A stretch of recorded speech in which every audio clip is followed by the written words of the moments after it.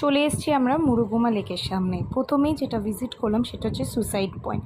এটা হচ্ছে সুসাইড পয়েন্টের ভিউ পয়েন্ট, যেটা ফাটাফাটি লেগেছে আমাদের। সত্যি কথা বলতে সব কিছু তো আর ক্যামেরাবন্দি করা যায় না, মানে ক্যামেরাবন্দি করলেও সেই আই সাইড থেকে যে ভিউটা পাওয়া যায় সেটা কিন্তু ঠিক ক্যামেরায় ধরা পড়ে না। আর এটা হচ্ছে মুরুগুমা লেকের একদম টপ ভিউ। তোমরা পুরুলিয়া গেলে মুরুগুমা কিন্তু কোনোভাবেই মিস করো না, জাস্ট অসাধারণ। কিন্তু বাজে 10:30, রোদের তেজ যেন গাকে পুড়িয়ে দিচ্ছে। দুপুরে লাঞ্চ করে আবার বিকেলবেলা একটা ছোট্ট ঘুম দিয়ে বেরিয়ে পড়লাম আমাদের সেকেন্ড ডেস্টিনেশনের জন্য। রাস্তার দুপাশে পলাশ গাছ, আহা যা লাগছে না দেখতে। তো আমরা চলে এসেছি খয়রাবেড়া ড্যামের এখানে। এটাও কিন্তু বেশ ভালো জায়গাটা। তারপর চলে গেলাম আমরা মুখোশগ্রাম, যেটা পুরুলিয়া বিখ্যাত। দেখতে পাচ্ছি দুর্গা ঠাকুরের মুখোশটা কি সুন্দর। এরপরে আমরা অন্য অ্যাক্টিভিটি করেছি যেটা স্পেশাল ফর পুরুলিয়া, সেটা দেখতে গেলে নেক্সট ব্লগটা অবশ্যই চেক